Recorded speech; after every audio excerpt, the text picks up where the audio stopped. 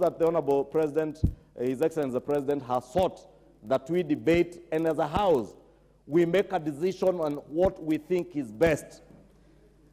And Honorable Speaker, in my view, this general debate will not only inform Kenyans on the provisions of what we seek to do as a House in terms of amending our own standing orders or amending our Constitution, but also be inviting Kenyans to participate. Public participation is not only when we go out there to seek their views, as much as the committees, the relevant committees, will eventually do that. But even this, I'm sure as we sit here now, there are members who are seated here who are receiving texts and WhatsApp messages from their constituents. We thought on what Kenyans think is best for this country. And one of the things, Honorable Speaker, is the creation of this office of the Leader of Official Position. And I know, Honorable Speaker, I am aware that there are those Kenyans who imagine that it is another way of appeasing a particular person or a particular leader.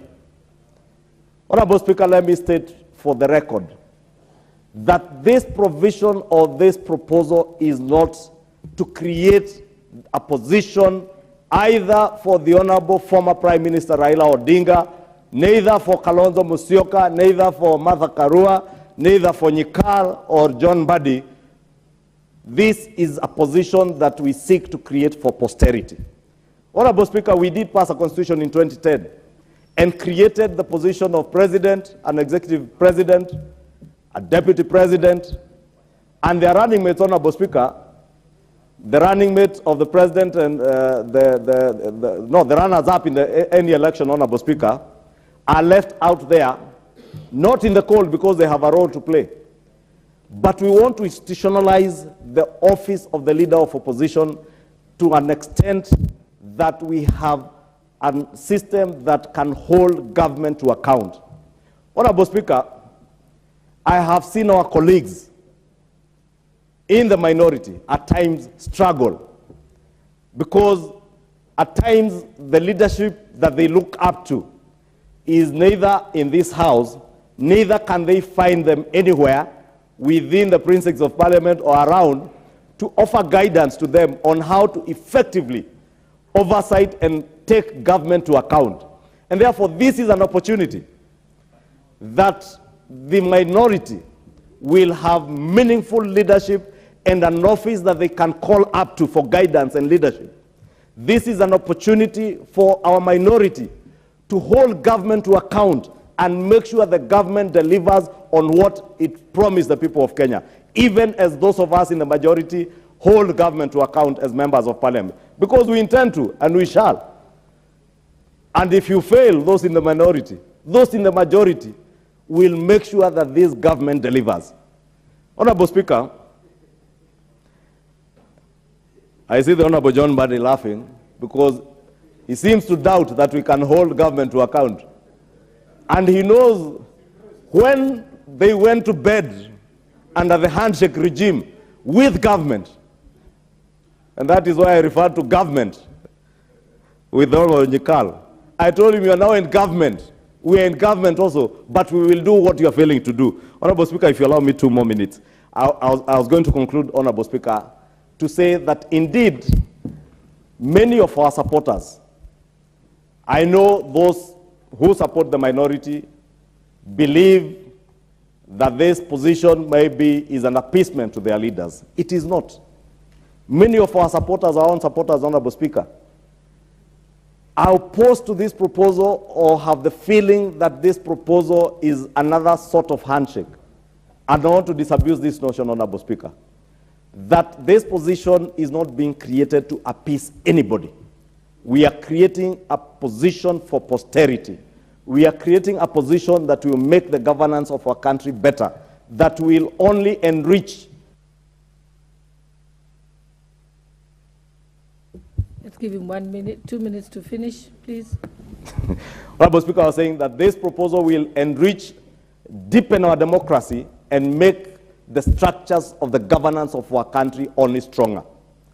I know, Honorable Speaker, there are those who want us to imagine that we need to go into a referendum, and therefore the push to go back to BBI that was seeking to create positions for individuals. Honorable Speaker, I have said we must disabuse that notion, even as we generally debate these proposals, that we are not seeking to create positions, because His Excellency the President and myself, as we traverse this country, we did promise the people of Kenya that we shall run, or His Excellency the President will run a government that seeks to create job opportunities and create wealth, not create positions for individuals. Therefore, this is not a position for an individual. It is a position for posterity. It is a position that will deepen our democracy. It is a position that will ensure that government is held to account, government is transparent, run transparently, and we offer meaningful leadership to our brothers in the minority, Honorable Speaker. And who knows, tomorrow it could be the Honorable John Mbadi taking that leader of official position. It could be me. It could be anyone in the majority. It could even be the president today, you never know. Therefore, Honorable Speaker, we are just learning from other jurisdictions what happens and where we faltered as we passed our 2010 Constitution, Honorable Speaker. And therefore, with that, Honorable Speaker, I beg to move and ask honorable members to debate soberly and consider all these matters for the benefit of the people of Kenya, not for the benefit of any particular leader or for the benefit of anyone in government, but for the benefit of our country and deepening our democracy and ensuring that our country grows to the next level that we ought to be moving to. With that, Honorable Speaker, I beg to move and ask all members to support. Thank you. Who will second? Honorable Speaker, let me ask the Honorable member for Ugenya, the one and only David Ochieng, who happens also to be the party leader of the Movement for Democracy and Growth, MDG. You never know, Honorable Speaker, this could be the next president or next leader of official opposition. You never know. And let me ask him to second. But I do pray that you, at one time, he will be the first member of parliament from Ugenya to make it to the office of the President of the Republic of Kenya, when the Honorable Nyikal will be the leader of official opposition. Amen to those prayers. Honorable Speaker, I beg to second and note that, Madam Speaker, throughout the ages and within our young democracy, we've made so many strides, Madam Speaker, through peaceful legal reforms, through peaceful amendments to our laws. Madam Speaker, you can only change society by having a conversation, having dialogue, agreeing every now and then what law works for you, what law doesn't work for you. And Madam Speaker, I believe that the President's memorandum is made in that light. He recognizes the fact that Parliament has a big role to play in legal reform and that we need to have a conversation. And so instead of issuing an edict or doing what was called BBI at that time, he involves Parliament early enough, asks us, these are my thoughts on these matters. What do you think? That's what he's telling us, Madam Speaker, through this memorandum. And I want to thank our Speaker here for allowing time for this conversation, Madam Speaker, because we've come from far and we've changed so much. Our society has changed so much. In America, for almost 100 years, women never voted. Our democracy started with every one of us being able to vote. And so I believe that through nudging, talking to each other, reforming laws when necessary, Madam Speaker, we make our society better.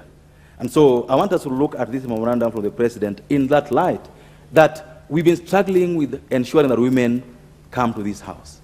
And women who are here can tell you stories, Madam Speaker. You're one of them. And I've heard stories from women who are running for seats.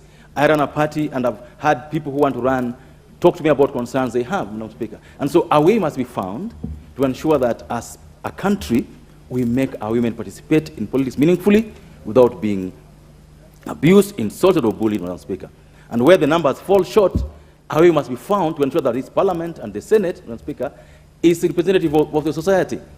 Our statistics show that women are more than the men in this country. But in almost every leadership position, you go to county assemblies, county assemblies, National Assembly, Senate, the number of women being elected are low. And so I agree with the President that a way must be found to ensure that 97 members of Parliament out of 4 not 4, but 348 are women. And how do we do that, Madam Speaker? The courts have spoken severally that we were not legally constituted. We've sat here, agonized. How do we get the best formula to ensure that women their numbers are as per the law? And so what is being proposed is, can you get a formula that if we already have affirmative action seats, 47 of them, considered, if you already have 26 members of parliament elected as women, considered, what numbers more do we need to ensure that we have 97? So he's proposing that, can you get a formula where through the political party system, through independent system, through dialogue in this assembly, we're able to bring in 24 more women. In future, if the numbers fall short, you get a formula that is foolproof, that we know that if we elect 50 women, we'll have to bring in 47 of them. If you only have 60 women, we'll have to bring 37 of them. That's what is being proposed here, Madam Speaker, and I agree with this absolutely. The way must be found, that if you cannot elect women, if Kenyans cannot elect women, we must still get women on the table of discussion, Madam Speaker. And in this regard, I want to request members, look at this in a manner that promotes their daughters, their mothers. If we're not promoting William Ruto as president, he doesn't benefit from this.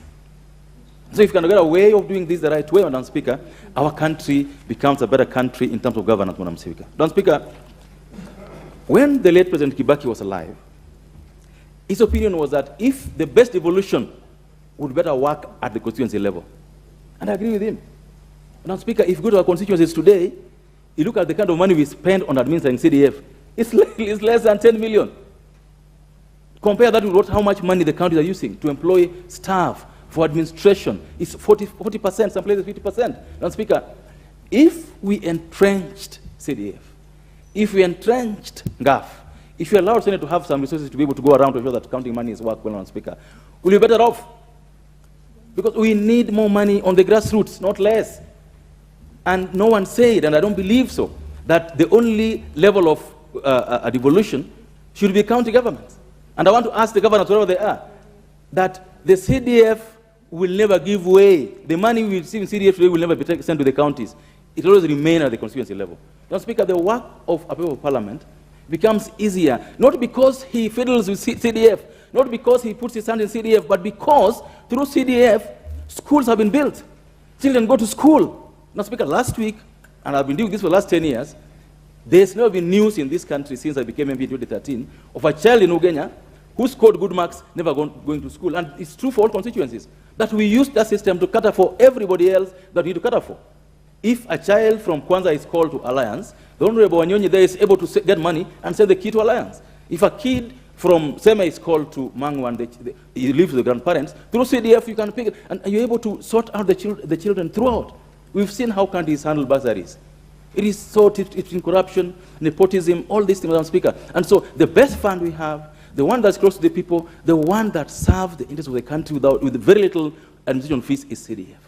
We as a people, as parliament, must support the president's word. Let's entrench GAF. Let's entrench CDF. Let's allow senators to have their money to go around the country to help make the governance better in this country. Madam Speaker, this country today, if we didn't have the opposition, and you know, all presidents in the world who had good intention, Madam Speaker, but some of them come to be rogue. And we've seen how our country has been run. Parties have leaders. Parties have people who speak for them. You cannot tell me today in this house that the leaders that sit here as majority and minority are the leaders who make their parties move. There are people out there who lead these parties and who, after elections, lose their voices. What is being planned by this proposed amendment, Madam Speaker, is to ensure that those who hold the highest responsibility in their parties, those who run Wiper, ODM, Jubilee, whichever parties that they are, still have their voices after elections. They don't lose their voices as members of parliament, but by providing an office situation. The opposition is always the alternative government, Madam Speaker. And if we have an alternative government that cannot be organized, has no office, cannot be traced, Madam Speaker, it becomes difficult to organize. And so we want to be able to have a responsible position, one that can also be held to account. Because I believe that even the opposition must be held to account. We are all elected. They are being supported by the taxpayers' money. We must be able to know, what are they doing? How are they doing it? You can only do so, Madam Speaker, if you know where they are, if you fund them and are able to know what they're doing and ensure that they're doing their work rightly. And so, Madam Speaker, it doesn't matter whether the proposals were done through BBI, were done by Uhuru, Raila, or whoever it is. What is right is right. It doesn't matter who says it. It is right to have a good opposition. It is good to have a country where critique is legalized, institutionalized, Madam Speaker. This proposal by the President proposes that we institutionalize opposition, ensure that you have a way of making those who go to elections and don't win elections at national level can still operate in the public space. And we teach members here, let's not look at these things as personality proposals, because I don't think all of us are going to be here forever. If you serve for 2-3 terms, you feel tired already, you want to go. Someone else will come in. Madam Speaker, I would like to look at these proposals far away from the person who wrote this memorandum. And look at these proposals as a member of Parliament who believes in a good country, one that is governed by law, and look at them without having this hangers on that, oh, who proposed what. Madam Speaker, I've been in this Parliament now my 3rd term. It's been difficult. Madam Speaker, we go and queue. You can go to see a minister and queue for 3 hours, 2 hours. And there's no place to question them. Some ministers have reached their terms without anyone knowing even their names in this assembly. Because we don't know what they do, how they do what they do. There's no chance to question them. What is now being proposed, Madam Speaker, is not for them to come and sit on the floor, in this floor because they're not members, but get a place for them where members of Parliament can question them publicly. Proposals are being made that, oh, we can do them in committees, we can cover committee sessions live. Madam Speaker, having ministers come to this House at an allotted time, being questioned publicly, Mr. Speaker, will improve governance. It will make our work easier. Will make the work of their chairman of committees easier. Madam Speaker, we are not rolling back. We are making it better. We are improving our governance structure, Madam Speaker. Yes, you would say that why don't we then go the whole hog and make ministers come to this House? A very desirable position. But we are trying to make do with what we have.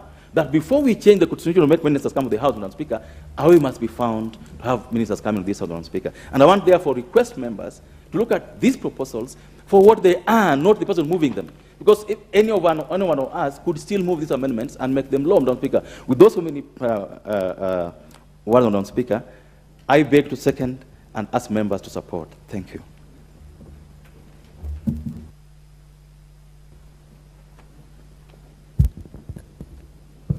Honorable members, before I proceed, I wish to recognize the presence of students from Kanyakine High School from Imenti South constituency in Meru County. Honorable members, may I propose the question so that we can proceed to the substantive debate? Is that the mood of the House?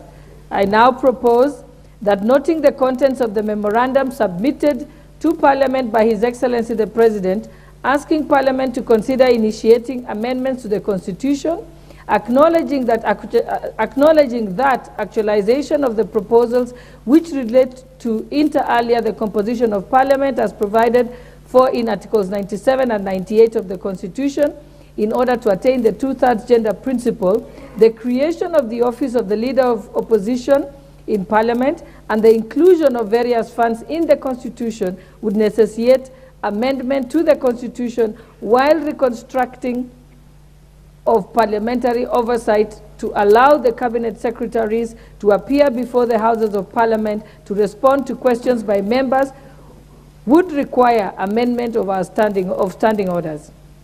Further acknowledging that the Speaker via a notification issued on the 9th of December 2022 referred the matters raised in the memorandum to the Departmental Committee on Justice and Legal Affairs. With regard to proposals relating to the implementation of the 2/3 gender principle and the establishment of the Office of the Leader of Official Opposition, the Joint Parliamentary Ad Hoc Committee, with regard to the proposals to amend to the Constitution to entrench the Constituency Development Fund, the Senate Oversight and the National Government Affirmative Action Funds, and the Procedure and House Rules Committee, with regard to the proposals to amend the standing orders to strengthen parliamentary oversight of the executive so as to facilitate public participation pursuant to Article 118 of the Constitution. Now, therefore, pursuant to the provisions of Article 1(2) and 95(2) of the Constitution, This House notes, considers, and makes general comments on the proposals contained in the memorandum by His Excellency the President. May I put the question? Okay. Oh, debate, okay. So. Oh, yeah, not yet.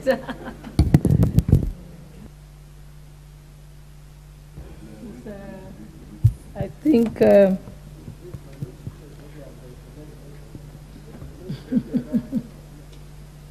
you'll have your turn, Emeritus. Member for Kangema, Peter Kihungu. The Honorable Peter Kihungu. Okay. Thank you, Madam Speaker. I start to support the motion.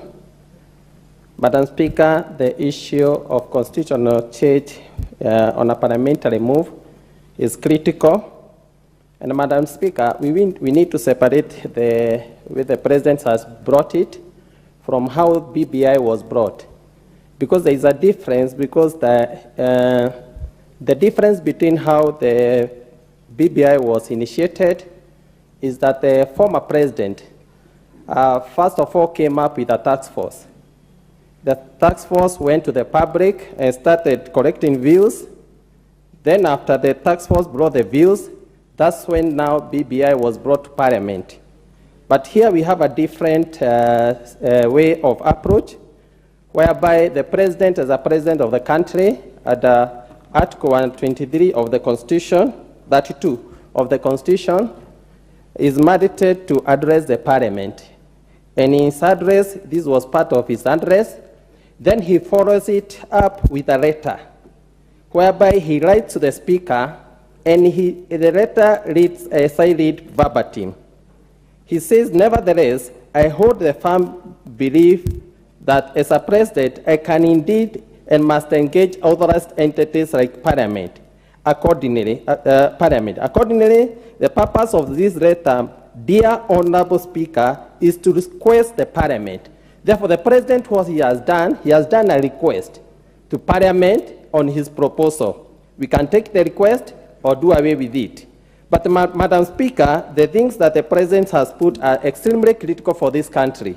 One way is that we must make our Constitution as a Parliament, and him as a President, he needs to be somebody who respects and honors and follows the Constitution.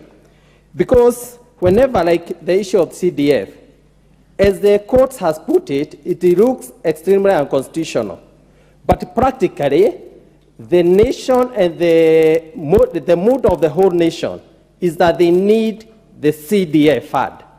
But now, as the President starts with the members and the country to start with the CDF, he still fights that he's moving against the Constitution. Therefore, when we entrench it in the Constitution, we just make him also have powers to engage judiciary on being constitutional. But whenever the President also is seeking to them that let's allow the CDF to continue, even though there are issues that has been raised, he will be working against the vows he made to start by the Constitution. We have the issue of gender. The issue of gender as it starts today. There is a ruling that says that Parliament is unconstitutional, constitutionally constituted without the two-thirds gender.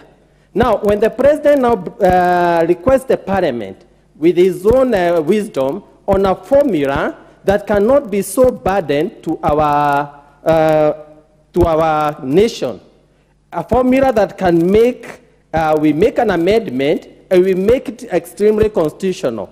And the formula is very easy, whereby the President proposes that the gender rule should be tabulated in 290 constituencies, whereby you find that we have only to add around 24 women and we become constitutional.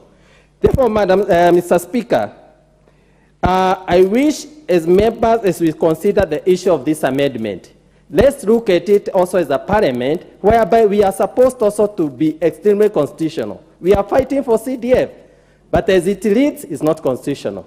There are issues of gender, as the Parliament is unconstitutional. The issue of opposition leader, everybody on the ground just says, this person who had over 6 million votes, he has almost half of the constituent voters of the whole country who are behind him. And this person doesn't have an office. The leader of minority cannot take the position of the official opposition leader who was the presidential candidate who was following the person who took the position. Therefore, me, I'm looking at it that the president wants to bring an issue of constitutionality whereby you don't fight the person who was second after the president is just trying to fit, is just trying to beg for positions. That person should have an official office, should have all constitutional support that he needs as a person, whereby he doesn't need to beg for people to support him. He needs to be supported by the government. On issue mostly of this CS coming to Parliament, the CS hides in committees. If you reach the CS for water, the people he recognizes as leaders are members of the Committee of Water.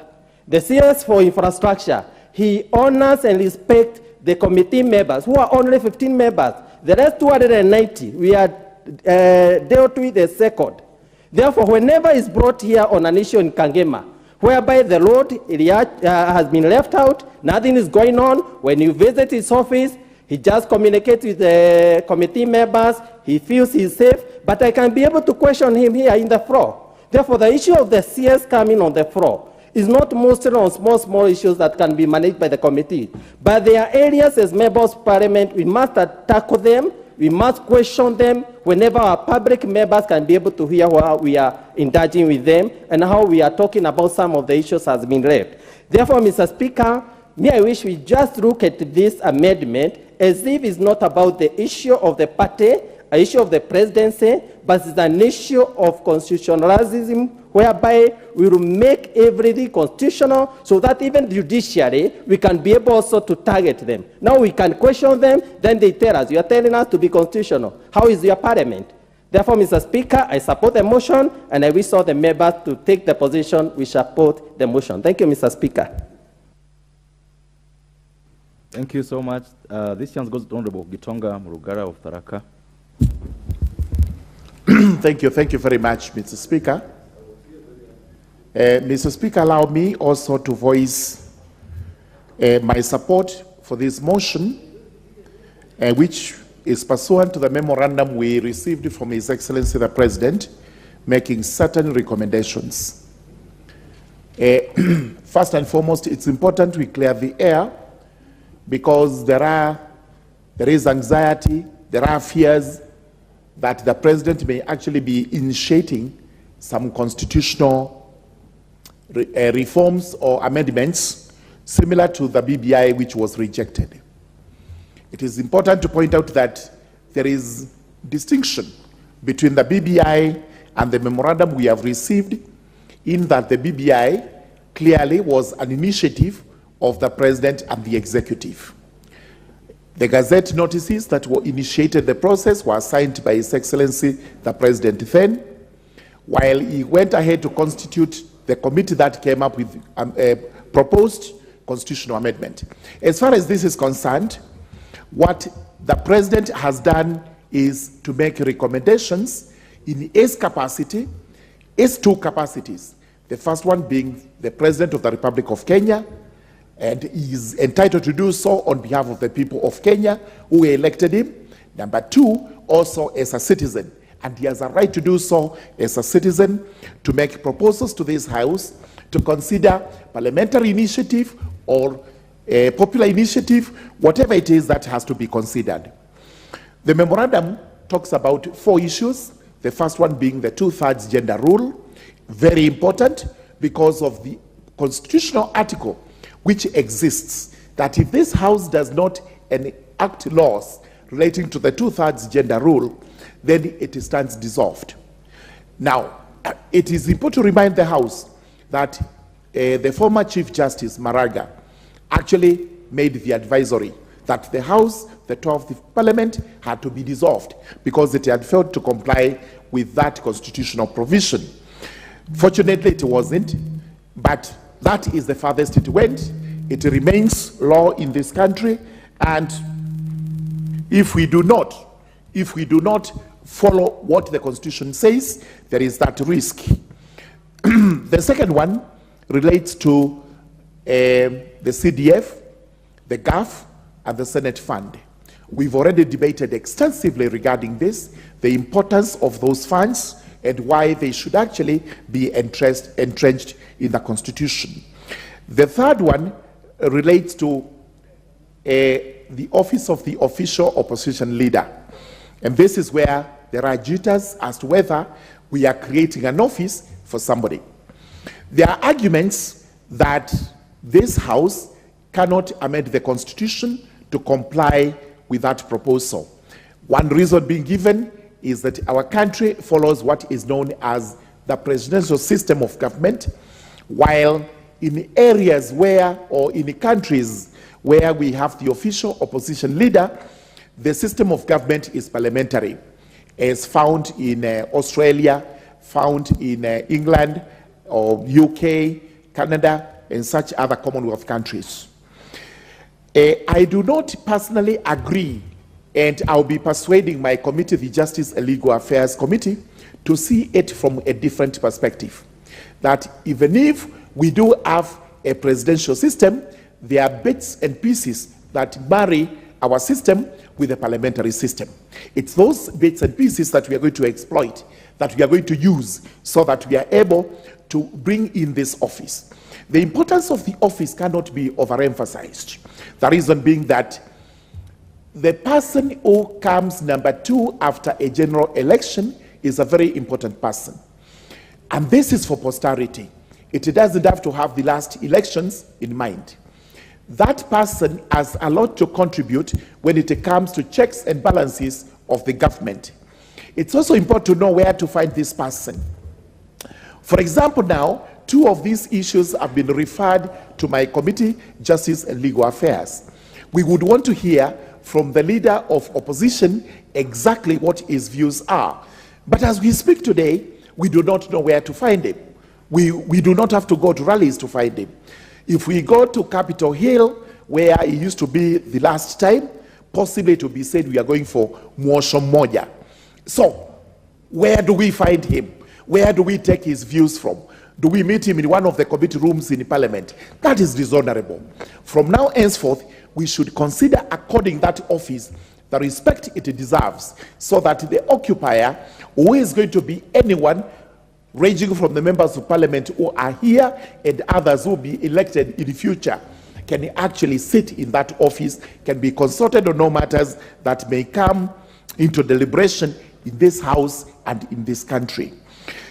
2 of the matters are committed to Justice and Legal Affairs Committee, and I confirm we will move with the expedition to actually determine them so that this committee has a house. I know for sure we have to do a public participation. We have to go around the country as members of parliament and members of that committee, obtaining views from Kenyans. And here, what we are dealing with are proposals. Kenyans can actually reject these proposals in total. If that happens, it's for the good of the country, it is the will of the people. If Kenyans agree that Parliament should consider, then we will move to the next level to determine whether these are parliamentary initiative amendments or they are popular initiatives, which means we have to go to referendum, and we will require a referendum law to actually guide us. We do not have one at the present moment, but we should be looking into having an act of parliament on referendum, because we have said it before in the 12th parliament, we do not know how to operate or how to actualize a referendum without the law. The Supreme Court has also pointed out to us regarding this. And finally, we have the other recommendation made by the President, which is that cabinet secretaries do come to the House to answer questions. And there are, again, jitters, anxiety that we are bringing strangers into the House. We are also contravening the law that this is not a parliamentary system where cabinet ministers are members of parliament and can sit in the House and, and deal with matters relating to the executive. Our position, as I said again, it's barring the two, because when we brought the 2010 Constitution, we allowed 2 strangers expressly to come into the House, address the House, and whatever they propose is acted on by the House. The first stranger who comes in is His Excellency the President. He actually has that mandate from the Constitution. He comes over here to make the State of the Nation address, and we debate that address thereafter.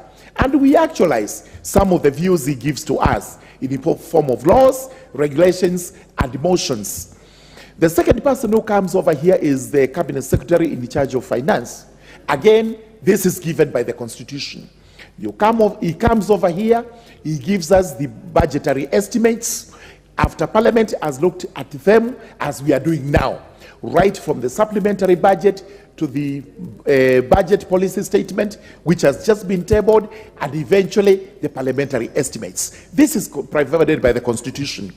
Nothing stops us as the House with our handmaidens and the standing orders, as I heard Honorable Nyikal saying. Standing orders are handmaidens of this House. They are not cast in stone. That is why at all times we have what is called the saving provision of the standing orders, which gives the Speaker the power to rule on anything that is not provided. And that's a standing order number one. But in this particular case, we have standing orders which we can amend. And after the amendment, for sure, what is going to happen is we are able to allow cabinet secretaries to come here and answer questions. We are also able to interrogate them. We are also able to ensure that they do not get away with the escapist answers, which is what we get from chairmen of committees when they came to read statements, to read answers to questions which they know nothing about. So this is a very important motion, and I would urge the House, we debate it soberly. There are proposals, they are not cast in stone. The decision lies with the House and with the Kenyans. With those remarks, I do support the motion. Thank you, Sir George. The Honorable John Badi, Emeritus, nominated member by ODM. Thank you, Madam Speaker. Madam Speaker, I want to thank you for giving me this opportunity to contribute to this motion. This is just a general motion, Madam Speaker. I know we will be dealing with the specifics. Whereas I don't have a problem with the substance of the memorandum by the President to Parliament, the four key issues are issues that have been debated, talked about largely and widely in this country. The issue of official opposition and where that position should sit has been debated largely. The issue of the funding, I cannot overemphasize. And I know there is a process that is in place that will ensure that we anchor and constitutionalize in a way that now those who have been doubting the constitutionality, because I don't agree with the position of the MP for Kangema that CDF is unconstitutional. It is not. But there are people who are trying to portray it as unconstitutional. We want to seal those loopholes. I have no problem with that. I don't have a problem with answering questions before people's representatives. I also don't have a problem at all with the gender principle, because we embedded it in the Constitution. We need to actualize it.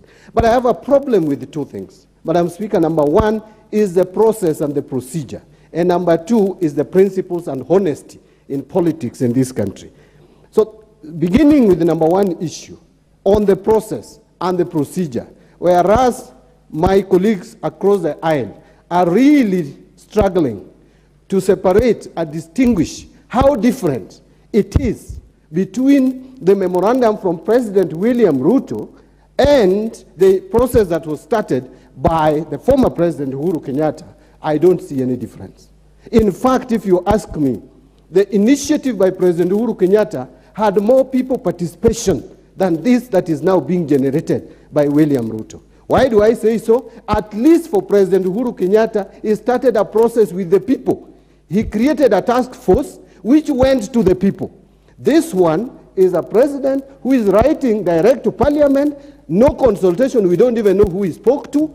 Whether he spoke to people who visited him at State House, I don't know. This one is a direct initiative by the president. I just want to caution members of Parliament and the people of Kenya that it is not right, and I want to repeat it, it is not right to encourage the president to initiate constitutional amendments.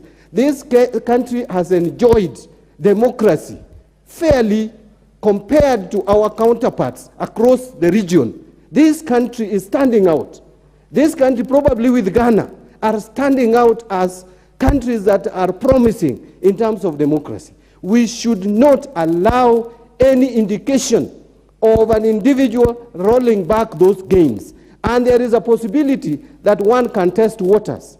Don't allow the president to start testing waters by writing to Parliament for constitutional amendment tomorrow. And with the gerrymandering that I have already started seeing, and the games being played around with the members of the opposition now being invited at will, and Jubilee almost gone to the other side, with MDG gone, with UDM gone, and many, many individual MPs, including now my party, is under threat of being raided.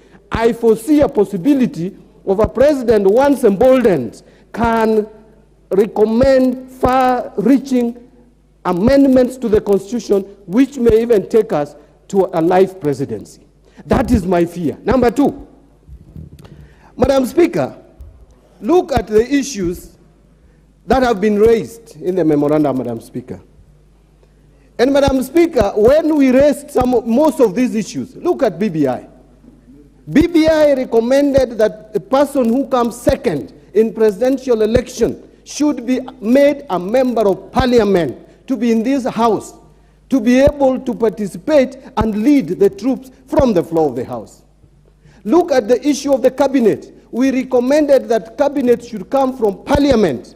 And we said that even those who would come from outside would be made ex-officio members of parliament, as Attorney General used to be. Madam Speaker, on the issue of the two-thirds gender principle, that has been captured very well and exhaustively in detail in the BBI. Madam Speaker, I can say in a nutshell that when we proposed this to the people of Kenya, we were called names. I remember Kenya Kwanza and the leadership of the Kenya Kwanza called us selfish, people who are interested in grabbing power, people who want to extend power and existence in office of certain unnamed individuals, but the target was Uhuru Kenyatta. People who are looking for space for people who should be retiring, that was the word then. And we were told that we were not focusing on the needs of the people of Kenya, and that the people of Kenya are suffering. That constitutional amendment is not a priority. Madam Speaker, I don't know whether now the people of Kenya are enjoying and that the living standard is now, the cost of living is low. Yet, when I walk across, we are suffering even more than last year. The cost of food is unaffordable. There is the drought situation in the country. How I wish that the language of President William Ruto, when he was campaigning, he sticks to that script and make the people of Kenya have a bearable life. Instead of writing memorandums to us, these are issues we can deal with. We can sit down as a country and agree that we want to go the route of constitutional amendment to introduce the official leader of opposition, to introduce cabinet secretary to come to parliament and become members of parliament instead of passing through the back door and escape routes to look for a way of bringing strangers in the house. And I heard Honorable Murugara saying that we allowed some 2 strangers. The president is not a stranger. Look at the presidential systems across the world. The president is part of a legislative process of the country. That is why he is the last one to assent to the bills. He cannot be a stranger. The other issue that you have brought of the CS for Treasury, that is not a constitutional provision. In the Constitution, it is only allowed to make pronouncement. He can even make it from Uhuru Park, from KICC. It is us who decided to bring in the standing order provision to allow him to stand there, which is, in my view, unconstitutional. But we are living with it. And by the way, those pronouncements don't make any, there is no value to those pronouncements. We are only living with our neighbors in the East African community. Madam Speaker, I want to wind up by saying this very strongly, that there is dishonesty in this country. How I wish that, and Dr. William Ruto is my friend, how I wish that he went back to his campaign pledges. Our people are suffering. Constitutional amendment, I want to take now his position when he was campaigning. Constitutional amendment is not a priority for this country. The priority is the cost of living. Don't overtax our people. Stop snooping in our phones. If I send money to my mother, that is not income to my mother. It is a transfer of resources. He should consult people like us who have extensive and wide knowledge in financial management. The issue of taxation should be left to KRA. The president can never be a tax collection agent. We have competent people in KRA. If Kenyatta family is not paying tax, they must pay. But let KRA follow them. Anyone who is not paying tax should pay, but let KRA follow them. Let us not weaponize KRA. You are the ones who told us that President Uhuru Kenyatta was weaponizing state institutions. You are doing exactly that. You are weaponizing KRA. You have already made judiciary impotent. We are moving in a very dangerous direction. That is why I'm reluctant to accept this idea of all of us trying to run to the president. We want to support your government. The president has enough members of parliament to support his government. We must be here to provide checks and balances to this executive. And Madam Speaker, you want more. I can hear the majority leader saying they want more because they have bad intention. You want to make bad laws in this country without absolute numbers. I am still very comfortable where I am. And to Honorable Kimani Ichung'wah, he said I may be official opposition leader. I want to be president of this country, not official opposition leader. I will be president of this country, not official opposition leader. I don't want to official opposition leader. I've been minority leader. It is enough for me. I want to now move up and become the president of the Republic of Kenya. Thank you, Mr. Speaker. With those many remarks, I oppose the motion. The Honorable Member for Kisii County, Honorable Donya Doris. Thank you, Madam Speaker. As we go through this debate, I will agree with some members in terms of gender. Women are transformational role models. Due to the challenges that they face, they will always want to leave good marks.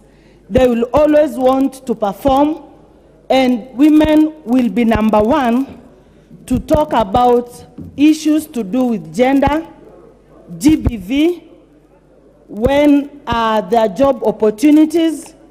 We will always stand firm to make sure that women are allocated their portion. As we go through the constitutional amendment discussion, we must consider those that improve the lives of our people. Our changes should be on issues that promote the lives of Kenyans, issues to deal with poverty, not issues to deal with individuals. So change of constitution, Madam Speaker, should be changes that make mwananchi happy, not those that are for leaders. As I stand from this end, like I come from Kisii County, we have issues to do with FGM, issues that our male counterparts will rarely speak about. So when we consider the gender balance issue, I'm sure most of the women seated in this house will understand things to do with GBV, will understand things to do with girl child, even the issues of sanitary pads. This aligns well with women more than it aligns well with our male counterparts. So this I see is very paramount in terms of the constitutional changes on gender and even the allocations of affirmative action fund.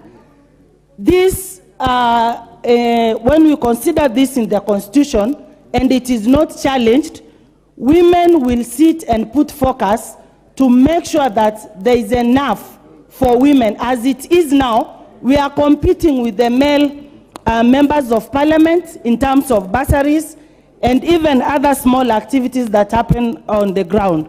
So I support the motion, but differ a little bit on bringing the ministers to the floor of the House for questioning, since that should be taken care of by the committee members. Thank you very much, Madam Speaker. The Honorable Member for Kibwezi West, Honorable Ikomas Mutuse. Thank you, Madam Speaker. I stand, first of all, to contribute to the motion, to the memorandum by His Excellency the President that came to the House proposing several constitutional amendments. Regarding the matter of CDF, Madam Speaker and the House are aware that we debated that extensively. We also formed a joint committee with the Senate, and the presidential memorandum can only be seen to add credibility to the proposal by the Honorable Gishimo and the Honorable Member for Matungulu that was debated in a similar manner before this House.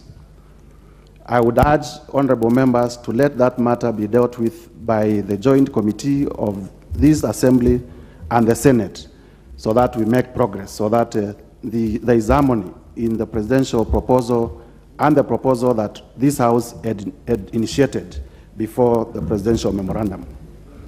On the issue of the gender role, all of us agree that we have an history where women were not participating in our governance institutions as much as they should. We also know that the contribution of women in the development of our economy and in building our families cannot be gainsaid.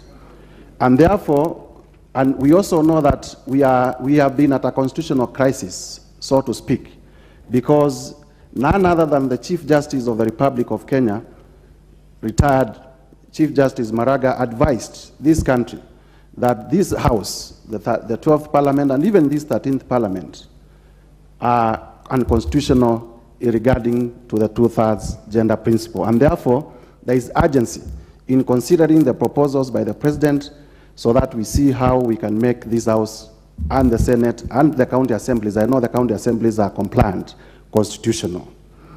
Madam Speaker, the President, alongside CDF and NGAF, is also proposing the Senate Oversight Fund. Wisdom is that the Constitution has not just created the House of Senate. The Constitution has created the National Assembly and the Senate as Parliament.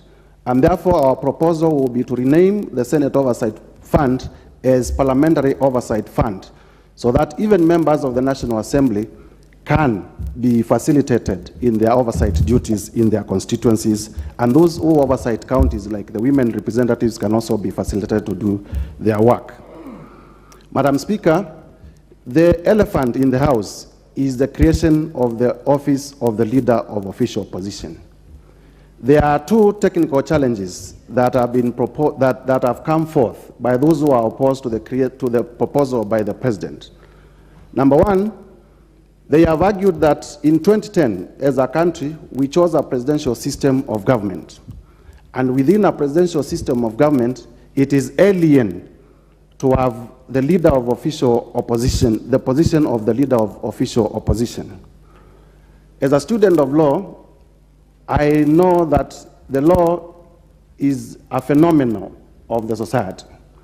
We know, in students of sociological jurisprudence know that law follows society.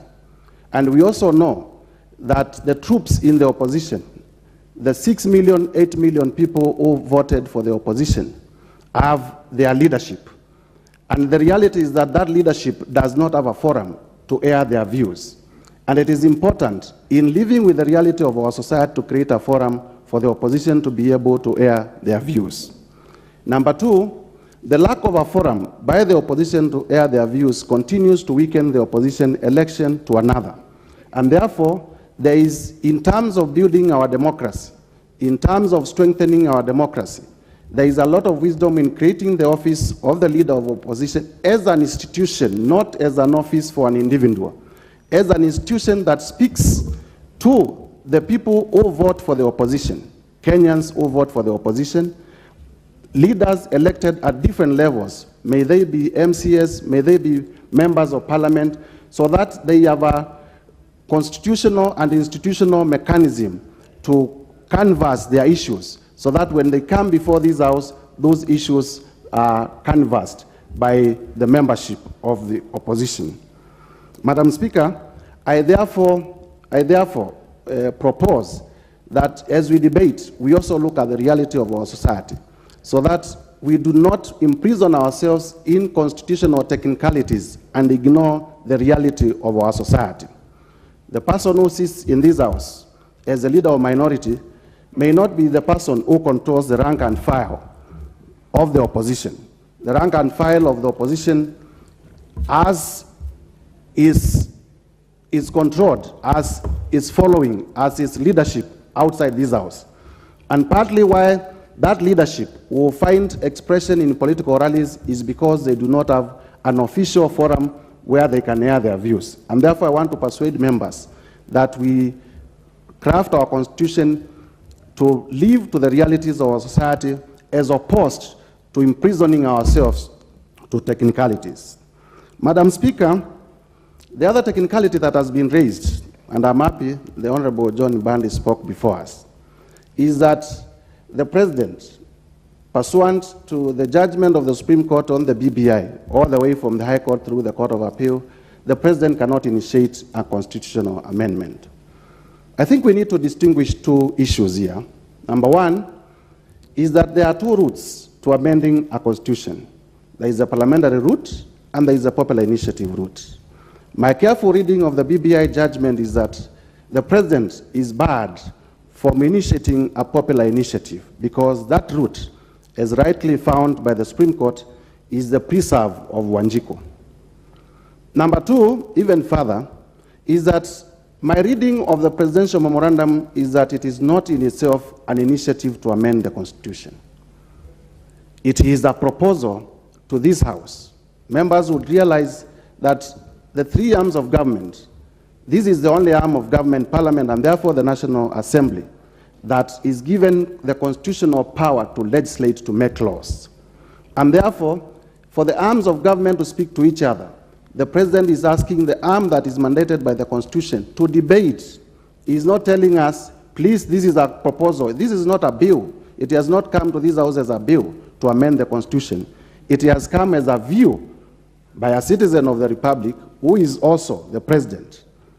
And that citizen has a right to propose. This House has a right to debate, and I suppose that's why we are doing a general debate, to agree or disagree. At the time when we agree is when now we shall have mechanisms to progress this further, and then we can now decide whether it is a popular initiative, whether some of them require a popular initiative, whether others require a parliamentary initiative. But at a personal level, having carefully looked at them, I'm persuaded that most of the matters that have been proposed by the President can be canvassed through a parliamentary initiative. Madam Speaker, I therefore urge this House, as we debate, to look at the reality of our country, to look at national interest, to look at legislating not only for posterity but also for uniting this country. A lot of us are talking about the cost of living, a lot of us are talking about the economy. But we also know that the economy cannot grow in isolation. The economy requires stability. The economy requires every Kenyan to feel to be part of this society so that they can contribute optimally. And to do that, there is every essence for those Kenyans, not just the leadership of the opposition, and this is where we lose it when we say we are creating a position for an individual. We are creating a position for the millions of Kenyans who voted for the opposition to exercise their sovereign right of being in the opposition to canvass their issues. Madam Speaker, I beg to support and I beg to urge members of this House to find it necessary not to imprison themselves in technicalities, but to craft a constitution based on the realities that affect our country as Kenya.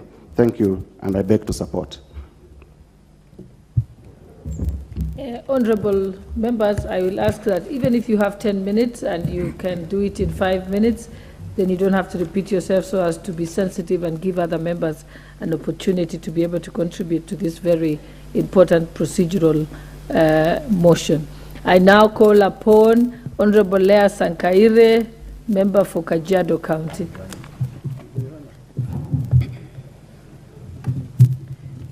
Thank you very much, Madam Speaker. I rise to contribute to this memorandum by His Excellency the President to this House of Parliament through the Speaker. Madam Speaker, I support this memorandum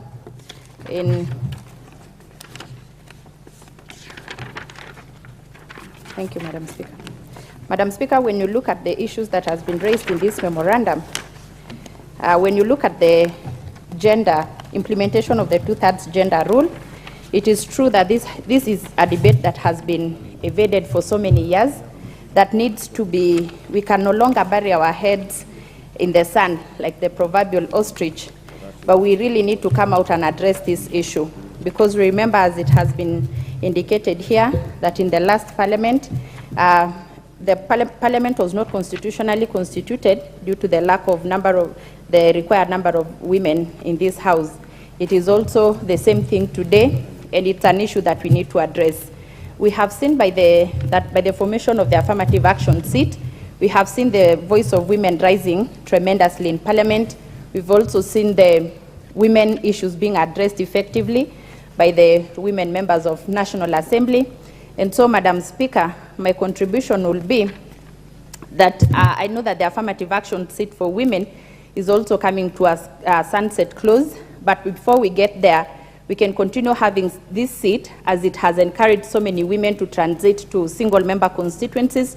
This seat has also seen women rising from the position of the women representative to even governors, and we have seen tremendous shift as women continue to take positions of power because they were given a place in parliament and they were given an affirmative action seat, which has actually encouraged them and made them be more comfortable in vying for these positions that were occupied by men for a very long time. Madam Speaker, we have seen women doing tremendously well through this position, and so as we continue to encourage more women to vie for these positions and to go for the single constituency seat so that we can increase the number in parliament, this also position of the women representative or the affirmative seat can also continue as we continue to get more women in parliament.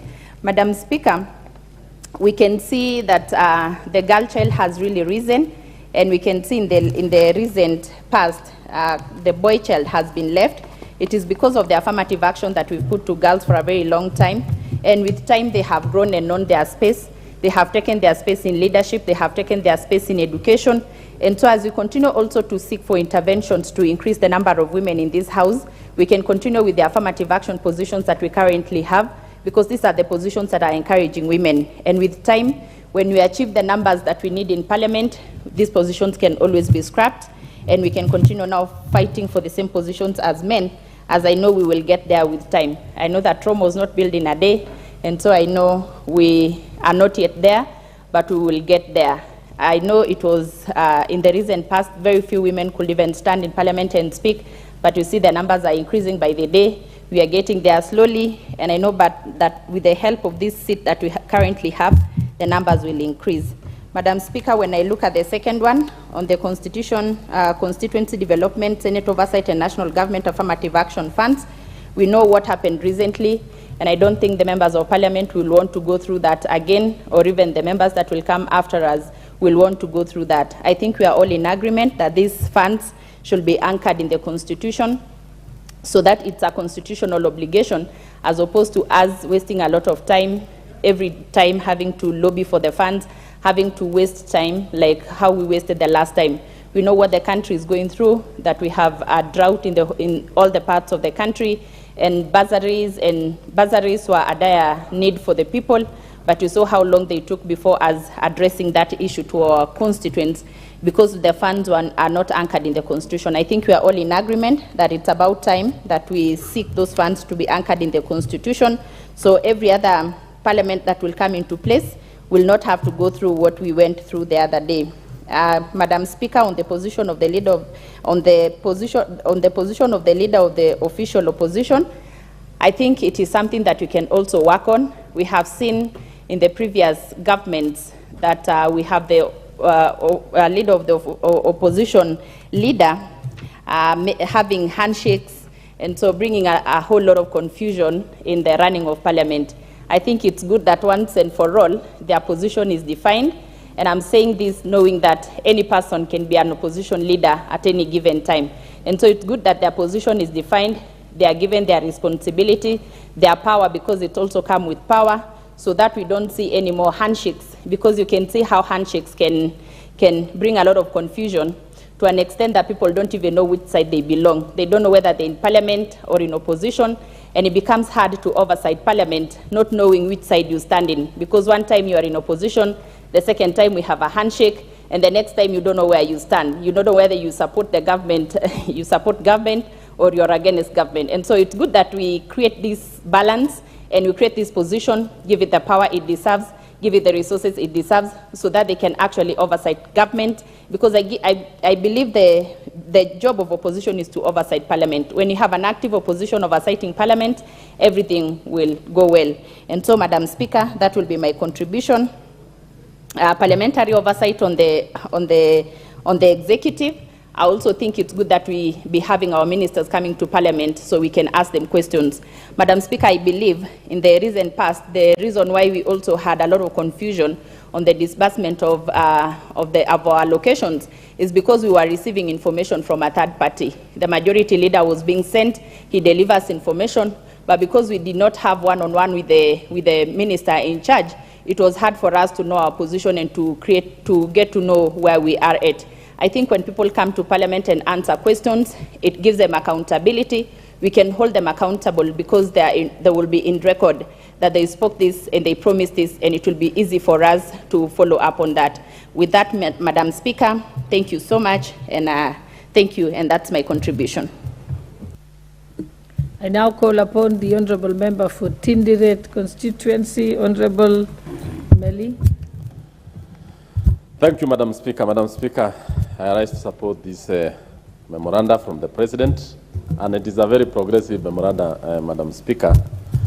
And I want to say a lot about it, more specifically that Kenya, being a very progressive democracy in Africa, actually gave itself the 2010 Constitution, which, among many other things, is actually to ensure that the country is managed and run well, and that the citizens' participation in the management of the affairs of this country is paramount. Honorable Speaker, through this Constitution, we are able to have separation of powers. We have independent institutions, independent commissions, which all of them are actually supposed to do or to work for the good of the citizens of this republic, who are actually the owners of the powers and the owners of the institutions that have been created by this Constitution. However, the Constitution has certain challenges. As it was seen in the campaigns of the 2010, leading to the promulgation of the 2010 Constitution, there were certain groups or stakeholders who had certain misgivings, Madam Speaker, and most of them actually reached a conclusion, and the majority of Kenyans decided that let us have the Constitution as it was then, but in future there will be amendments. There have been attempts, Madam Speaker, that this Constitution be amended severally through the infamous BBI, through a number of citizen initiatives, and even through individual initiatives by members of the public, and even the Punguza Mzigo initiative. What the President has given us in this memoranda, Madam Speaker, is quite insightful, it is quite important, and it is for this House to look into it without having a political bias, noting that the issues that the President has brought forward affects all of us. Let me just go through them in brief, Madam Speaker, and one of it is actually the issue that concerns everyone, the issue of NGCDF. Every member in this House knows that NGCDF is dear to every member of the House and to every citizen and every constituent in this country, because its impact is more felt than even the devolved county government functions. What CDF has done in construction of schools, clinics, or even dispensaries prior to the 2010 Constitution, what it has done in terms of water, what it has done in building of police stations and security is quite immense. What we need to do as a parliament is to entrench it so that it is not under attack from civil society, busybodies, and those individuals who would want to bring it to an end. CDF, for those members of parliament who served here before CDF was introduced in 2002 by the third government of President Mwai Kibaki, knows the difference which was there before and after. In the 70s and in the 80s, Madam Speaker, this country schools were built through Harambes, where chiefs and assistant chiefs and administrators were getting cows by force from citizens to construct classrooms. But with the advent of CDF, you've seen that we have hundreds of thousands of students who have had scholarships, who have had bursaries, who would have otherwise not gone to school. And I think it is in the wisdom of the president that we entrench this CDF in the Constitution so that it will actually live beyond the life of these members, and it can even take 100 years to come. I want to urge members that we adopt this memoranda on that basis. We also know that, Madam Speaker, that the implementation of the gender rule has been a thorn in the flesh of this House. And I think in the wisdom of our former Chief Justice, Maraga, he asked the former president, the fourth president, to dissolve this House because it was unconstitutional. I think there have been attempts severally by the former leader of majority, Aden Duale, to try to bring in the issue of gender rule, and it has failed. By proposing to this House that this House sits down through its wisdom, through its mechanism, through its institution, to ensure that we entrench the two-thirds gender rule, doesn't mean that it is only women. This time, it is women who are not able to meet the rule. But noting the development of the girl child in the society, I know very well that in the next 10 or 15 years or 20 years, the gender who will be disadvantaged in this House will be the men. So it is important that we entrench this, knowing very well that it will reach a time when the shoe will be on the other side. And I've seen it in Rwanda, where now the majority of the members of parliament are women. So we really need to pass this memoranda very well, members, noting that the women who come here are our daughters, they are our mothers, they are our sisters, and they are part and parcel of the society. And we don't need to look at it in any other form. We also have the issue of the position of the official, the position of the leader of opposition. I think in the 2010 Constitution, whereas the presidential candidates are not allowed to vie for parliamentary seats, it has come to the realization of all of us that the party leaders lead their members from outside this House. They also lead members from unofficial quarters. It is important that every opposition leader has his office. He is able to rally his troops from an official quarter where everybody knows, both in government and outside in the country, that this is an alternative government, the shadow government in waiting. So we need not to allow them to just be running their offices from the streets, to be preoccupying themselves in areas which could otherwise be done by the Constitution. Two, we all know that every other member who is here, it is possible for any side to be in government in future or be in the opposition. So we are not building, the president is not actually advising for the formation of this particular office, but for posterity, not for individuals, not for a certain group. It is for Kenyans. The government today is possible for them to be the opposition tomorrow. And the vice versa is true.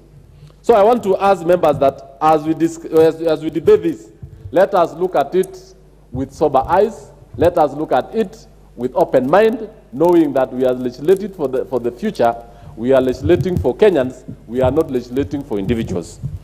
Finally, we have the parliamentary oversight on the executive.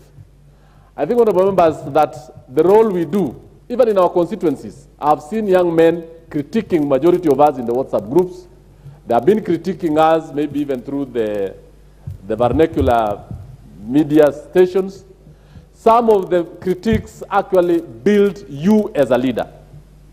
It promotes your ability to work and represent them well. The same thing is for even the executive.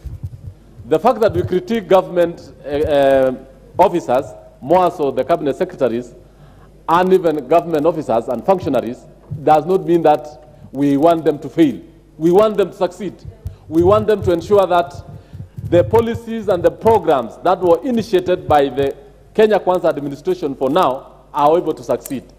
If we shall actually go to bed with them and not critique them, that is when the electorate will actually bundle the government out of office. And I want to thank the president for being very wise and knowing that it is very important to have a powerful parliament that is able to critique it and make sure that it performs well. I support, Madam Speaker. Asante. The Honourable Member for Westlands, Timothy Wanyonyi. Thank you, Madam Speaker, for me to speak on this motion. Madam Speaker, it is good that this motion has come back to this House after the attempt by the BBI to do almost a similar amendment that are being proposed here. Madam Speaker, through the BBI initiative, I think the only mistake that BBI did was that there was an exclusive element in that initiative, that some quarters of the population felt excluded from the process. That is why it was opposed, and it was defeated in the Supreme Court, Madam Speaker. And this, I propose, the proposal from the President, Madam Speaker, is good and far-reaching, and we look at how we want to create the position of the leader of opposition. The Kenyans, Madam Speaker, when they elected to give themselves the Constitution of 2010, they wanted to have a presidential system of government. And Madam Speaker, in the presidential setup, we don't have this position of leader of opposition. Therefore, what we are trying to create is a hybrid of trying to marry between the presidential and parliamentary system by bringing in the leader of opposition. And Madam Speaker, that also makes it another angle that that leader of opposition must be a member of parliament, the official leader of opposition, which, Madam Speaker, I believe at the moment the leaders of opposition are outside of this House. And Madam Speaker, I believe that in the presidential system, once the person who has won and has been confirmed as the president, there's no position for official opposition. The parliament is there. The parliament will Madam Speaker, will provide oversight, and there's some other institution to do that. But Madam Speaker, having looked at this, I think it is good maybe the Kenyans now to start looking at this issue properly, that the Constitution is ripe for audit, so that we can now look at the areas that are not working, and then we can enrich them by providing amendments. For example, this is the position of creating the leader of official opposition. It's a good thing, Madam Speaker, that a leader of official opposition will provide that leadership in the oversight proposal. The other thing, Madam Speaker, proposing to bring the cabinet secretaries to come and answer questions on the floor of the House by amending our standing orders. Madam Speaker, I don't feel comfortable with this proposal because, Madam Speaker, the cabinet secretaries, I think the best way on this, I think, would have been that the proposal to appoint ministers from inside the House, and then we have others from outside, and the others could also be, Madam Speaker, become ex-officio members of Parliament, that they can come and answer questions. But this initiative, Madam Speaker, I still find it a bit not very comfortable, and I think the cabinet secretaries, the way established today, they should remain where they are. They can answer questions through committees, because committees are set up, Madam Speaker, to provide the oversight over the executive. And Parliament can still do it. We have done it for the past, since 2010, Madam Speaker, the past two parliaments, we have been oversighting government, the executive, and it can still be done with the current establishment. The cabinet secretaries can still come and appear before committees. I believe that is still a very good idea, and we can still entrench on that, Madam Speaker. I believe that the entrenchment of the CDF, the GAV, and the oversight fund for the Senate in the Constitution, Madam Speaker, is a noble idea, so that these funds are also protected from these people who just wake up one day and they just want to go and take it to court, oppose it, and all that. Madam Speaker, what CDF has done for the past, I'm sure, I came into Parliament when CDF was in existence. I'm very sure that members of Parliament who served before the CDF, I think, Madam Speaker, they had a lot of challenges in providing, in serving the people. But through the CDF, Madam Speaker, a lot of burden has been taken away from the parents and the people. That CDF is building schools. We are paying school fees for children, Madam Speaker, who are not able to raise fees, and many other developments that have been far-reaching in the society. Madam Speaker, it is not if the county government or the devolution, when they want more money, Madam Speaker, Parliament has got the power and authority to provide more allocation for the counties. But it's not right to take away what is already in existence and has had huge impact to the society.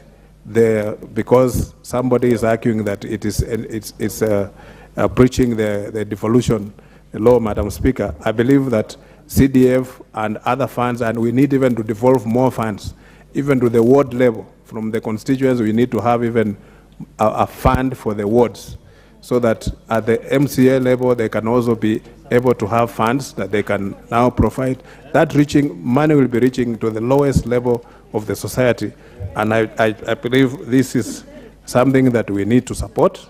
And Madam Speaker, I think the issues raised in the memorandum by the President, some of them need conversation between the Kenyans and Madam Speaker, so that we can look at it carefully, that these amendments, because we are amending the Constitution, which is the prime law of the land, so that we don't make mistakes. This Constitution is safeguarded because, Madam Speaker, the independent Constitution was abused so much by the people who were in power then.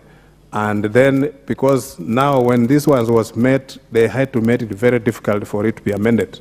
So these initiatives, Madam Speaker, some of them are good, but some of them needs a lot of interaction between the citizens and ourselves, so that we provide the amendments we bring, Madam Speaker, should be good enough to, and far-reaching to enrich the Constitution the way it is. As I said from the beginning, Madam Speaker, this Constitution, it is just now the time that we need to do thorough audit on the Constitution and see areas that are not working, and we can improve on them. Madam Speaker, thank you for giving me a chance to contribute to this. The Honorable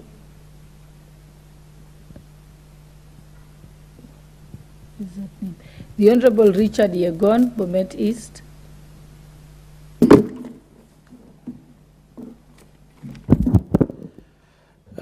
Thank you, Madam Speaker, for giving me this opportunity to contribute also in this memoranda from the President. Madam Speaker,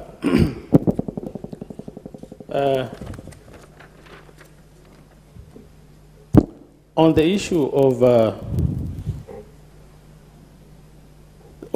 the cabinet coming to Parliament, this is something which has been long overdue, Madam Speaker, and I would like to say that, according to my own opinion, I was of another different aspect, whereby I was thinking, you know, during at the moment, this scenario we are going through, whereby we know that we don't have funds, and the executive has expressed that there is no fund. I was thinking also if we can try to incorporate and say the members of Parliament, the ministers come from the members who are in the House. I think this is going also to help in a way of trying to reduce the wage bill. And again, we know all the members of Parliament are always in the House, and they can be subjected to questions when they are the ministers from this House, Madam Speaker. Again, Madam Speaker, the issue of the NGCDF being incorporated into or entrenched into the Constitution, this is something which is going to help us greatly and avoid all these hula-baloos whereby we are just facing at the moment. We are seeing ourselves now, we are getting money in bids, and we are being taken to court.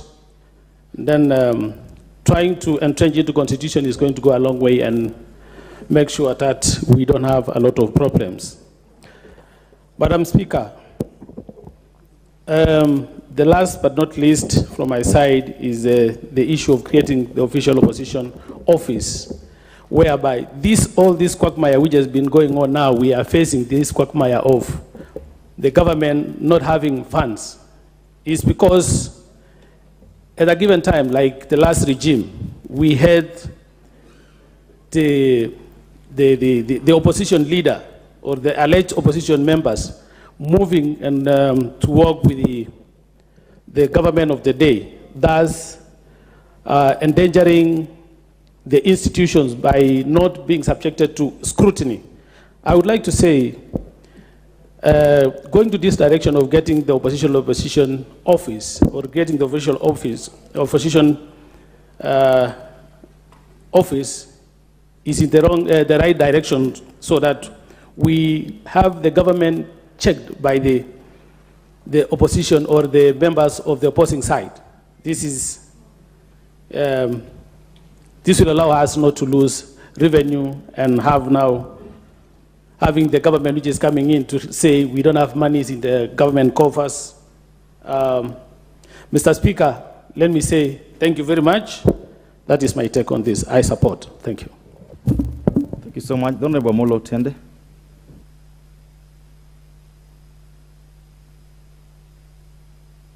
Thank you, Mr. Speaker. Mr. Speaker, this is an important subject, and I really honestly wish that there were more members here, including on our own side. Now, in the absence of our leader of minority, let me take that role. Mr. Speaker, for starters, I'd like to be careful about taking people's positions. You know, this is, as you know, as a lawyer, I'm holding brief. Very briefly, I'm holding brief. Mr. Speaker, let me issue two cautionary statements. First, of the 4 issues that have been raised in the President's memorandum, 3 issues would expressly require referendum. only one relating to the funds, especially CDF funds and the oversight fund, would not require referendum under Article 255(3). Insofar as the issues on composition of parliament in terms of gender, the issues in introducing CSS to the floor, the issue of introducing a leader of opposition, they are issues that touch on the sovereignty of the people, they touch on the structure of governance and the system of government, they touch on the functions and composition of parliament, and expressly, they would require referendum. So as we discuss this, we need to bear that in mind very clearly. It's not an easy path. And the question I want to issue secondly, Mr. Speaker, is that as members of parliament, it is good to look for the interest of many people. But of paramount importance is the interest of our own citizens, of our own voters, who are the beneficiaries of these funds. I'd like it to be made clear, an honorable member said that so far the CDF funds are unconstitutional. That is not true. CDF funds are constitutional, and there is no court anywhere so far that has found the 2015 Act unconstitutional. What we are doing is we want to entrench the provision such that we cater for much more. Our sisters who are representing the counties have the NGAF. NGAF has not been properly included. We want to include the NGAF, we want to include the other funds that Senate oversight, so that we call them the oversight funds. That's why we are amending the Constitution. Let it not be supposed that we are amending it because we think that it's unconstitutional. We'll be shooting ourselves in the leg. And for our own purposes, I would really urge members that we need to remove that bit of the memorandum that deals with the CDF funds and the oversight funds because we were already on it. And let's use it because as part of the ad hoc committee, we have already designed, we've gone much further than this memorandum. We have already drafted the amendments that are necessary to the Constitution and which do not require referendum. Let us move with speed, run with that, and leave these other issues that might raise partisan politics outside first. Let us take care of our interests before we take care of other interests. And if you don't heed my caution, watch this space. If you maintain this oversight fund together with these other three issues, they will be lost in space, and the consequences will be quite dire because we are racing against time. Specifically, Mr. Speaker, the idea of amending the Constitution is not a bad one. Our Constitution is ripe for amendment. 12 years after any Constitution is enacted, it is good for citizens to sit together and look at what is bad, what is good. But amendment of any Constitution should always be bipartisan. It should always involve the public. In fact, it's not just bipartisan in Parliament, it is beyond Parliament. All previous attempts to amend the Constitution by President Moi then and thereafter by President Kibaki failed because the initiation was not bipartisan. I want to caution that this initiative, insofar as it's not bipartisan, it is the wrong way to look at amendment to the Constitution. We require a bipartisan approach. And I want to tell my brothers and my colleagues in the Justice Committee, right from the word go, this initiative will fail on two accounts. The first is the account on which BBI failed, and it's not saying that I agree with the Supreme Court. I actually don't, but they pronounce themselves, and that is as it is now. Insofar as this initiative is expressly by the President, and this memoranda starts by actually paragraph 1 and 2 restating the date when the President said it, and then attaching a copy of the President memoranda, it will fall afoul the determination of the Supreme Court in terms of initiation. It makes no difference that that was a popular initiative, because even here, the argument will be, but if it is a parliamentary initiative, the President is not a member of Parliament. So how will you say it's a parliamentary initiative and it is initiated by someone outside Parliament? And in both cases, whether it's popular or parliamentary, it passes through Parliament. The second mistake was the President writing to the Speaker. The Speaker is a neutral entity in this House. The person to initiate would be the leader of majority, the leader of minority, or an individual member. But expressly, the leader of majority now introduces the motion, but the motion is reading that it was written to the Speaker. So there are already two technicalities that makes this initiative run afoul of the law. Let me examine two things now.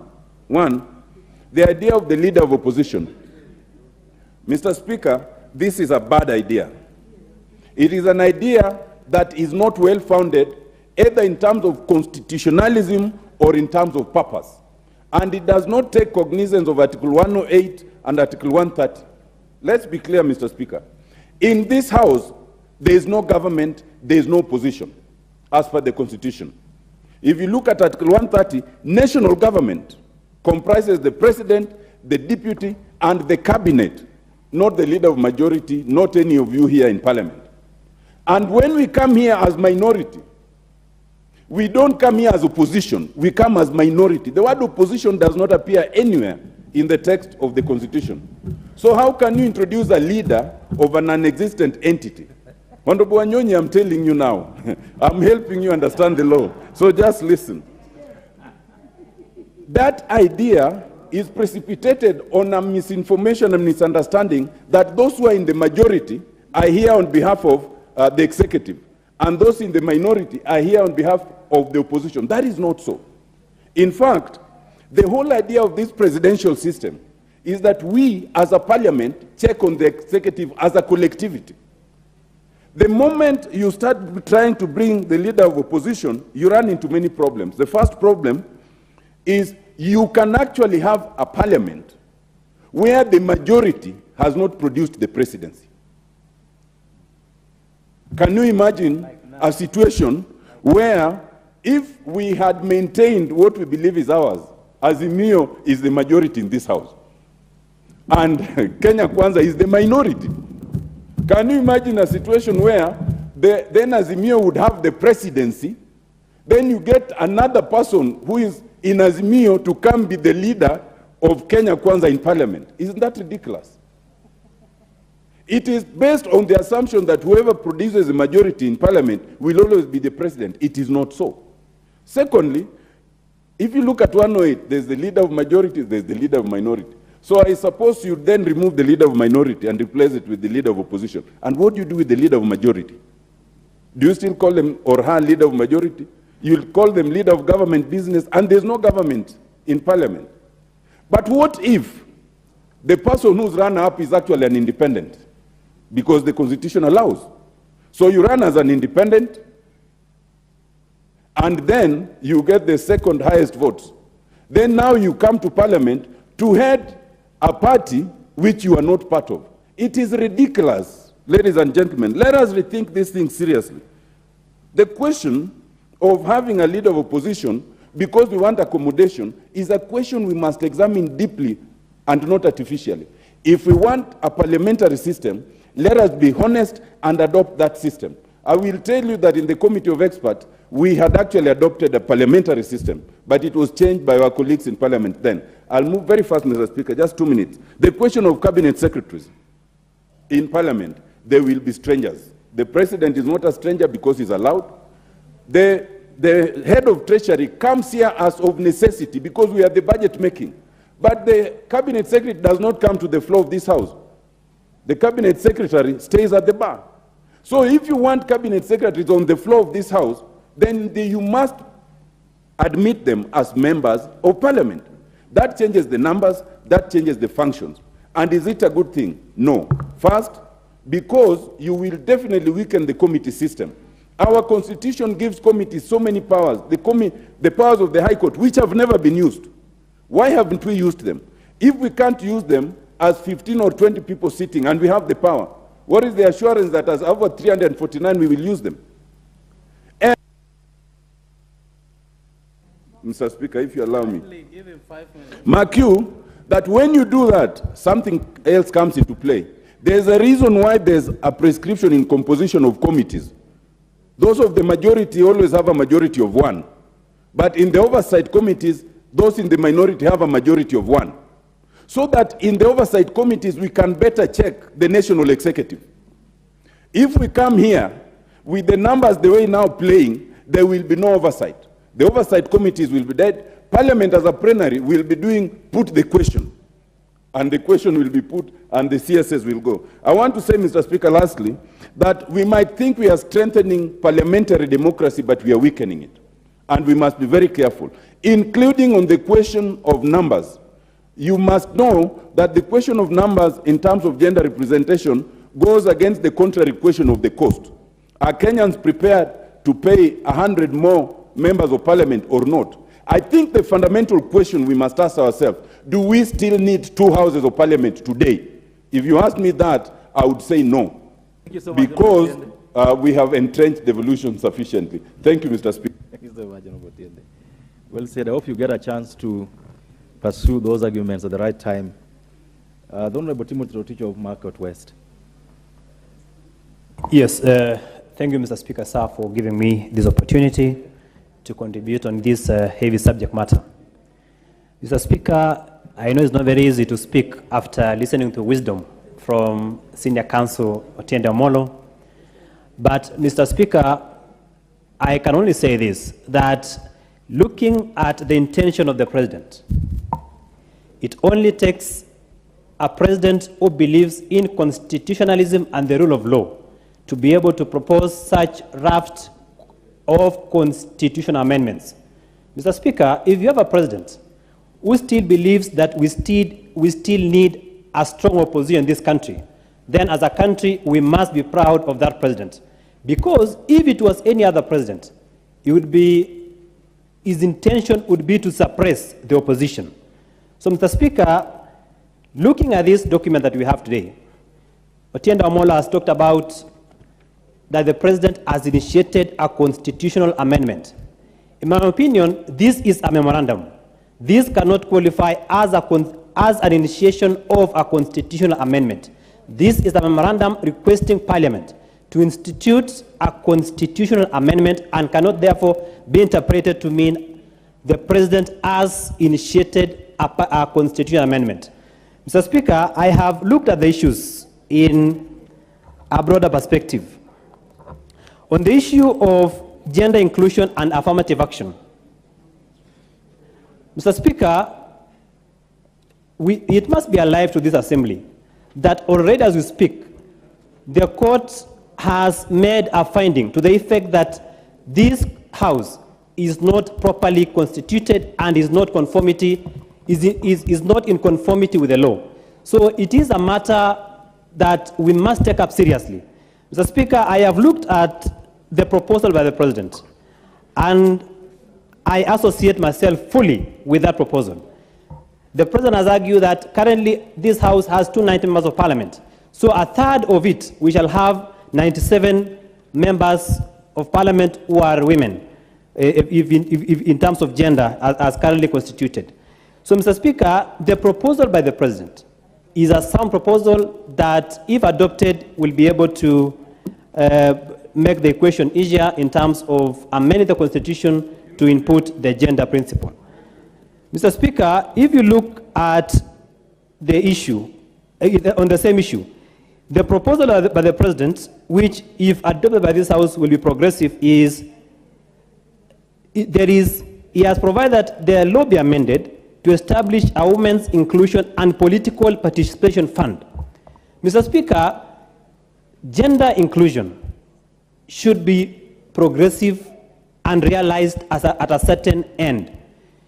The issue of including women in the Constitution shall not be there forever. That is why he has proposed, and I associate myself that there be a sunset clause to retire it upon attainment of the constitutional requirement.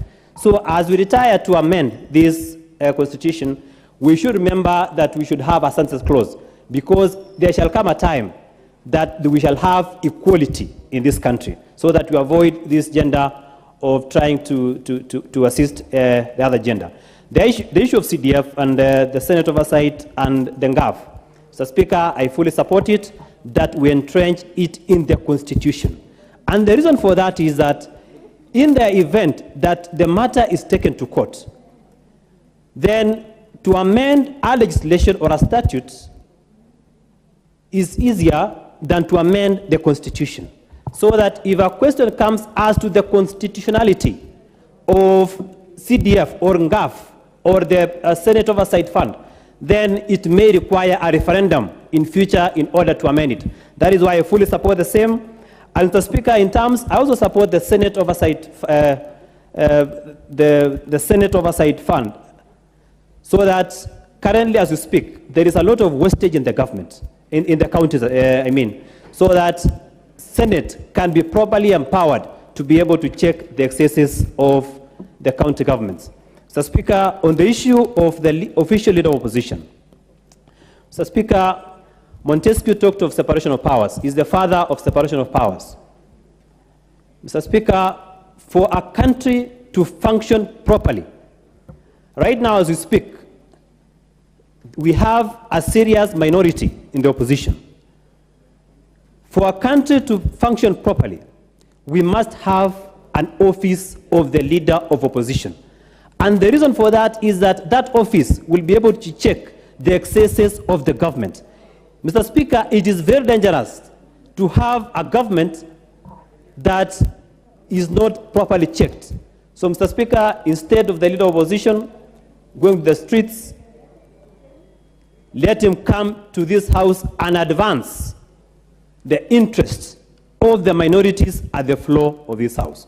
So, Mr. Speaker, I support the proposals in totality. The time shall come. My learned senior, Mr. Lieutenant Amolo, has talked about that it requires a referendum. Any proposal, whether be it parliamentary or is it or one initiated by through public initiative, if it is initiated by this House and it is accepted by this House, and it comes to the determination whether we require a referendum, then that matter shall be taken to a referendum, irrespective of where it originates. Thank you, Mr. Speaker, sir. I support this memorandum. Honorable Maalim Farah.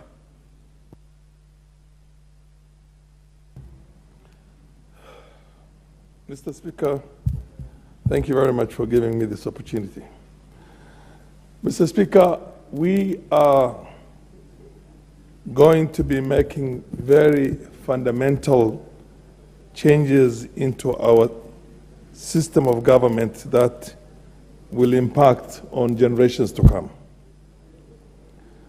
It is only fair that we give it the utmost thought and not think about the political expediency of the day, but think about, for posterity, how this country is going to be. Mr. Speaker, I had said this somewhere else. I was in this House myself, in the 7th Parliament, pushing for a constitutional agenda, rewriting the Constitution, a new Constitution, and saying that it must come from Wanjiku. It must come from the ordinary people out there. At that time, our head of state, the late Moi, I was in the opposition, was wondering why 222 educated, elected leaders of this country would want to surrender the role of thinking for the future of this country to somebody who's out there in the streets who is either roasting maize or who's either doing a small thing there. I had a problem with that, but now I never thought that was going to bite me again and come back to us. I am convinced that we made a mistake and we should have listened in part, not in totality, to that late sage and listened to his ideas. None of the American 37 constitutional amendments that were done in the US did require a referendum. Personally, I am convinced, by and large, except in matters that touch on very pertinent issues in 255 of the, I think 255 of the Constitution, this House has the capacity and the powers to amend any Constitution and do a lot of work on the Constitution. When we were trying to put this Constitution together, rewrite it, this Constitution we have today, in terms of the governance, whether it's going to be a presidential system or it's going to be a parliamentary system, became a victim to the political intrigues of that day. There was a split within my party, which was called ODM that time. and then there was this other group which had advocated for a devolution that was going to be 13 or 14 different regions in the country, based pretty much on the way the provinces were then, plus a few provinces that were super big and that were going to be split into 3 or 2. And then there were those people who were opposed to devolution completely. Then there was the issue of parliamentary and presidential system. Both of them became victims to the political intrigues of that time, where there was a lot of political infighting, both within ODM and also other centers. Mr. Speaker, we had a system that was a hybrid of a presidential system and a parliamentary system. We had a president who had a constituency, and people went and voted for their president of choice. But that president came in here to be sworn in as the MP for Odaya, as the MP for Baringo Central, as the MP for wherever he wanted. And if he failed to secure the presidential votes, he will still come to the parliament as a member of parliament for that constituency and lead the opposition from here. Lead the opposition from here. We had a system in which the ministers were from parliament. And because they were from parliament, we could censure them.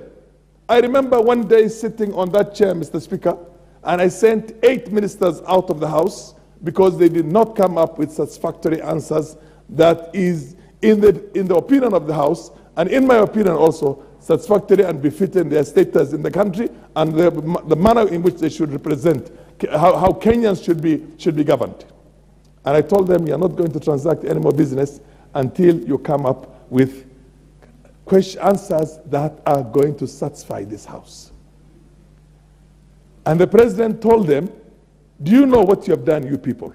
When this kind of thing happens, that government resigns.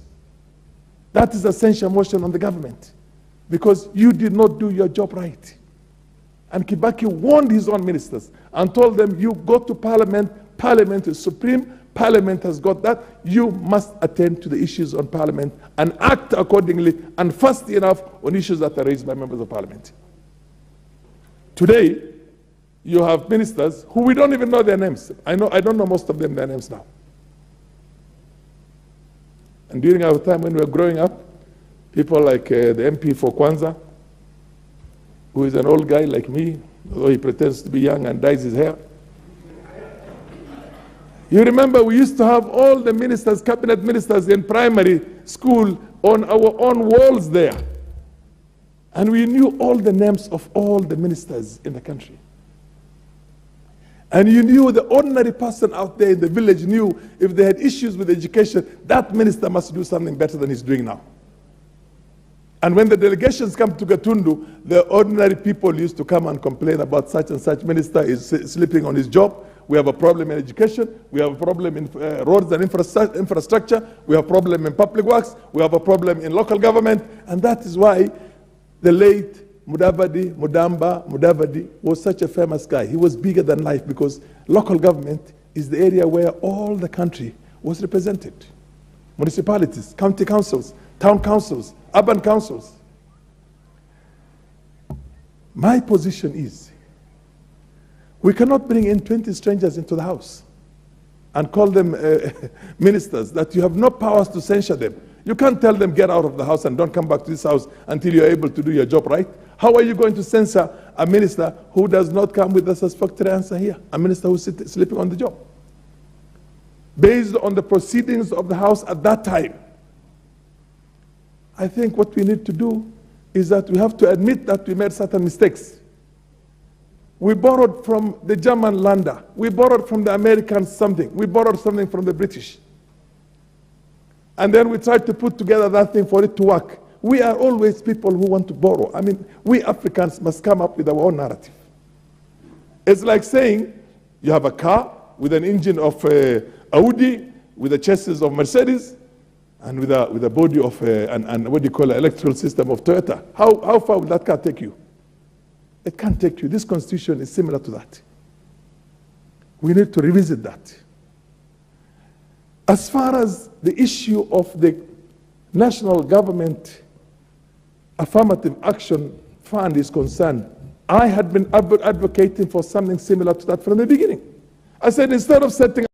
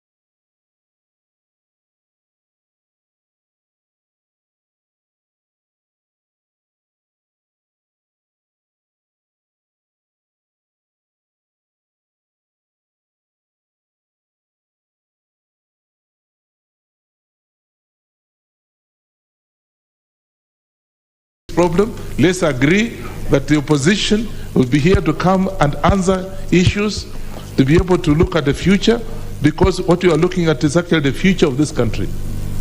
And you'll be held answerable. One day, you'll be asked, what did you do when you were in the parliament?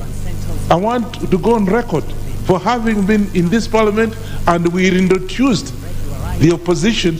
That's why 20 years to come, 40 years to come, some of us will not be alive. But those who will be alive will be able to say, now look, yes, this is what you did. With those few remarks, Mr. Speaker, I've sat here for quite some time, but I want to say I support this motion, this memorandum. Asante sana. Thank you, Mr. Speaker, for giving me the opportunity to discuss. Honorable members, this is an extremely important topic that we are discussing. And I think we don't have much difference in the content. What I would say, there are three things we have to look at here. Technical issues, as Honorable Otiende Amolo brought out, to procedures,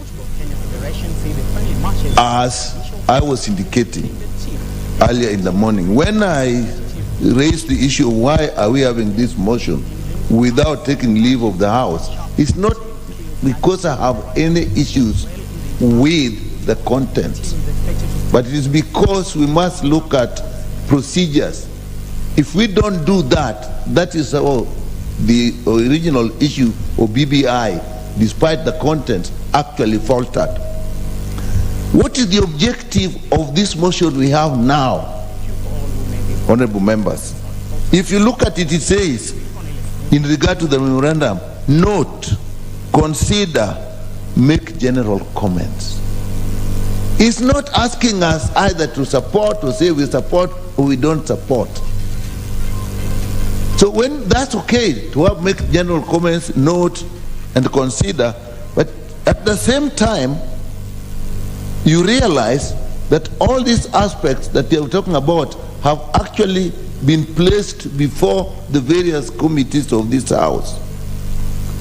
The issue of the 2/3 gender rule and office of the leader of the official opposition are already, as the chair of JLAC, the Justice and Legal Affairs Committee stated, is already before them, and they will bring the report to us to discuss.